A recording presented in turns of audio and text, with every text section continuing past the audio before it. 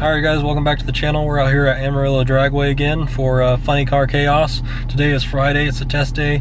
We're going to be running Michael's car. We're going to be testing today, and there's a small tire race tomorrow that Brennan's actually part of organizing, so should be pretty cool. I believe we had 32 cars, but I think quite a few have pulled out, so I'm not sure how many are going to show up, but should be a good race still, and I think there's going to be a pretty good payout as well, so excited for that. We'll see how we can do. We made some changes to the suspension. This is kind of the first four-link car that I've done. I've done triangulated four-link with the Fox bodies and stuff, but that's a little bit different, I think. I was using the same kind of method that we used with the triangulated four-link, and it didn't seem to like it very much, so talked to some friends with some actual four-link stuff and decided to make some changes. We're going to see what it likes, see if it likes squatting some, see how that works. You know, we'll see how we can do. We actually won this race the last time with Brennan's car, so it'd be really cool to do that again, but we're kind of still have a lot of bugs to work out of this new setup, so not sure how well it'll do, but I'm excited to try it out and see how it goes. Should be a fun race either way.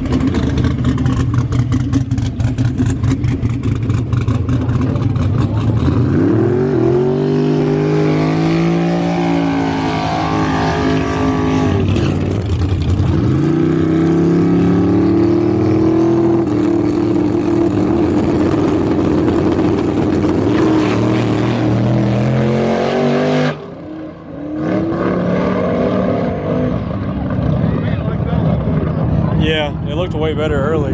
It just went out of the groove, I think. Alright guys, so that was a really good pass. We're making some bar changes, as you can see, to help it drive itself straight a little bit. We had that same issue last time, and then reset the suspension and kind of set it up the same way, so it just needs a little bit of adjustment, but it was a really good pass. It's a lot happier with these suspension changes. With basically the same tune-up, it went just about a tenth quicker to the 60 foot. And last time out with the other suspension setup, whenever we try and give it any more power, it just slow down. So with the same power, it's doing better, and it seems like it's could probably take more, but we're just going to leave it where it's at for now and make another pass with the bar change to see if it'll go down straight. We can make it down 100% TPS the whole way, but it's looking good so far.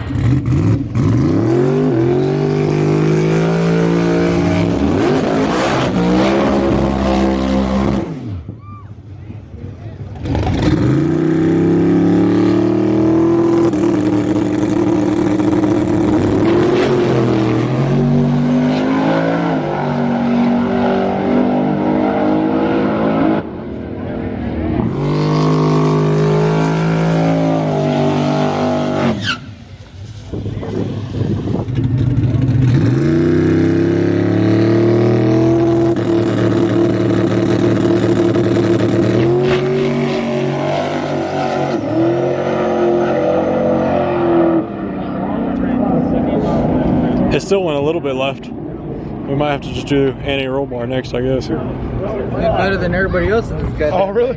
Everyone else is spinning, huh? Alright guys, headed back to the track after about 5 hours of sleep. As you've seen on the last two passes last night, we made some more progress, got it going pretty straight. And that last pass was actually a new best with this combination, so I'm pretty happy with that. We're going to check some things out this morning before our test pass and possibly make some changes, and then we'll hopefully get some good data on the test pass and go into first round ready to go. And you know, we'll see how we do. There's going to be 11 or 12 cars, should pay out over 5,000, so that's pretty cool.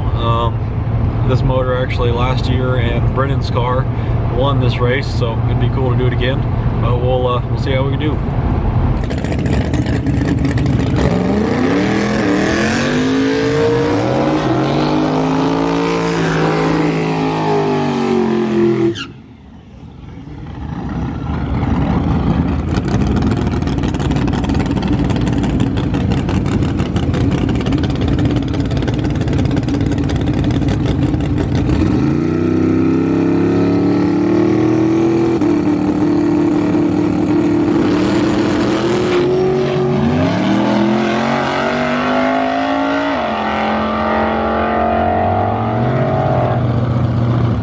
Alright guys, so we made the first test pass. We're actually going to get 3 test passes, so that'll be nice.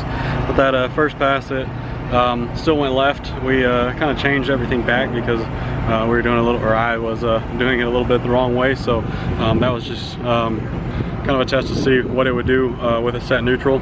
So we put a little bit of preload in it now, and we'll see how it does this next pass. But it was still a pretty good pass. The 330 pretty much matched the pass from last night, and then you had to get out of it from there because it was getting out of the groove. So we'll see how this next one goes, and hopefully we can get it figured out and make some good hits.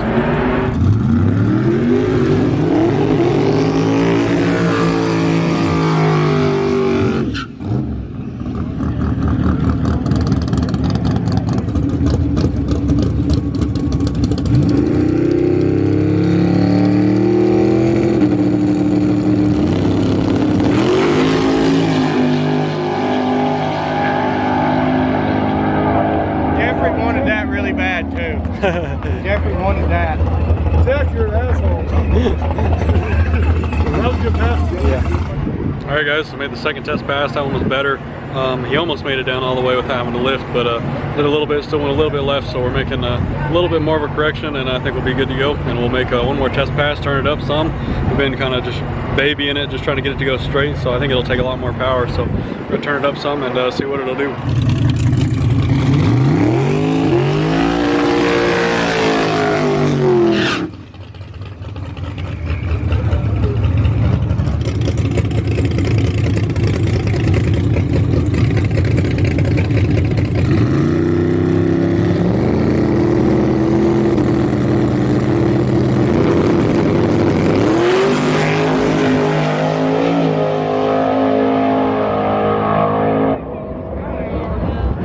So that last pass was a little bit better, not a whole lot. We gave it some more power. We're having some issues where the boost control or the dome pressure wasn't following the commanded dome pressure very closely. It was lagging behind and just kind of skipping. So, or just like it lagged behind the jump and lagged behind jump. So ended up messing with the settings on the controller and got that acting better. So that along with turning it up a little bit, we'll see how we do. We actually are making the same pass that we just did, basically. The car that we just made the test pass against, Jason Dennis. It's a nice Pro Charge big block car. We are going to be running him, and we're actually in the same lane. So we're in the right lane, he's in the left lane. He did take us on that test pass, but we got it turned up a little bit, so we'll see if we can go a little bit quicker and maybe make it past the first round.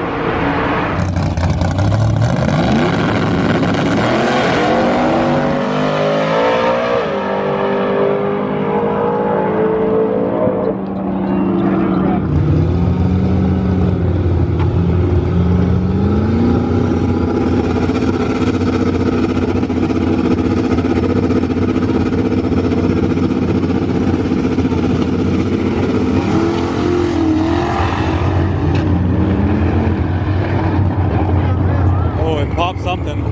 It smoked.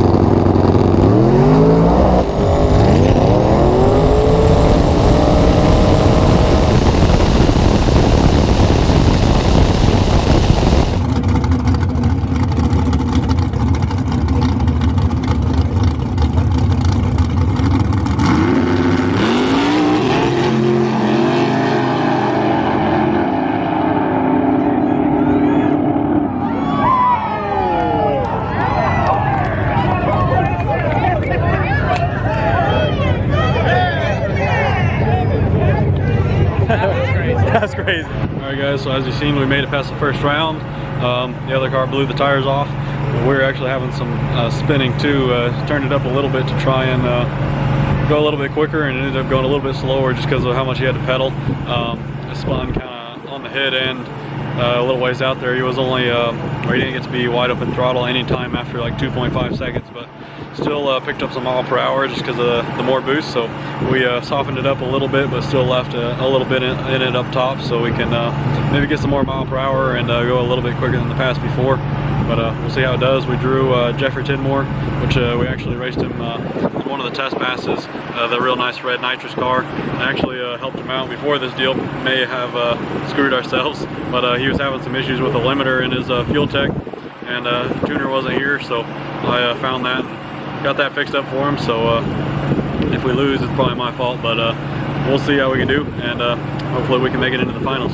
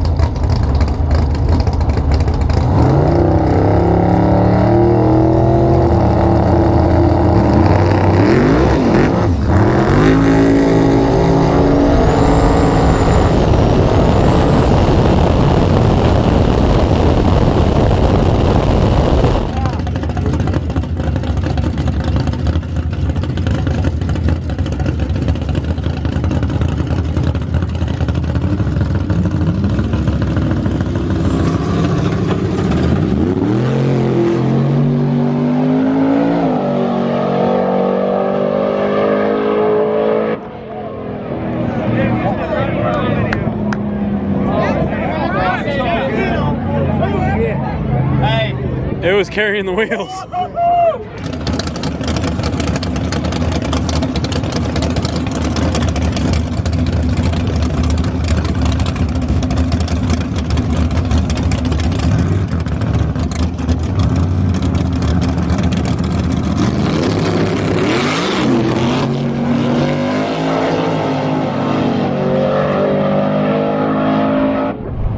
Alright guys, so as you've seen there in the final, Jeffrey spun the tire on the hit.